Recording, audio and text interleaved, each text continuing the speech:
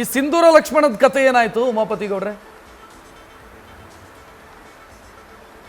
ಗೊತ್ತಿಲ್ಲ sir. Mostly ಒಳಗಡೆ ಎತ್ಕೊಂಡು ಕೆಲವೊಬ್ಬರು ರಾಜಕಾರಣಿಗಳು ನಾನು ನೋಡಿದ್ದೆ, ಜೈಲಲ್ಲಿ ಎತ್ಕೊಂಡು ನಾಮಿನೇಷನ್ ಫೈಲ್ ಮಾಡಿ ಎಲೆಕ್ಷನ್ ಗೆಲ್ಲೋದು ಅಂತ. ಮೋಸ್ಟ್ಲಿ ಅಲ್ಲೇ ಎತ್ಕೊಂಡು ನಾನು ಯಾವುದೋ ಒಂದು ಕಮೆಂಟಲ್ಲಿ, ಅಂದರೆ ಯಾರೋ ನನಗೆ ಕಳಿಸಿದ್ರು ಟ್ರೋಲ್ ಪೇಜ್ ಅವರು, ಏನೋ ಯಾವುದೋ ಇವಾಗೇನು ನಡೀತಾ ಇತ್ತು ಅರ್ಧಮರ್ಧ ಸಿನಿಮಾ ಆಗಿತ್ತು, ಅದು ಕ್ಲೈಮ್ಯಾಕ್ಸ್ ಶೂಟಿಂಗ್ಗೆ ಒಳಗಡೆ ಹೋಗಿದ್ದಾರೆ ಅಂತ. ನಾನು ಅವಾಗ ಅಂದ್ಕೊಂಡು ಎಂಥ ಲಜ್ಜೆಗೇಟ್ ನನ್ನ ಮಕ್ಕಳು ನೀವೆಲ್ಲ ಅಂತ.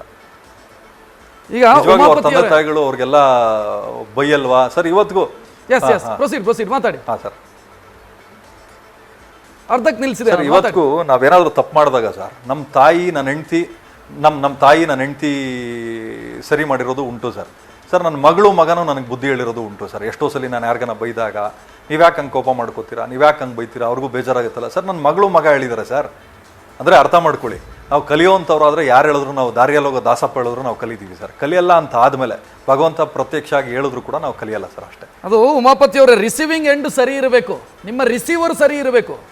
ರಿಸೀವರ್ ಸರಿ ಇಲ್ಲದಂತಂದ್ರೆ ನೀವು ಎಲ್ಲಿ ಕಲಿಯೋದಕ್ಕೆ ಸಾಧ್ಯ ಇದೆ? ನಿಜ ಸರ್.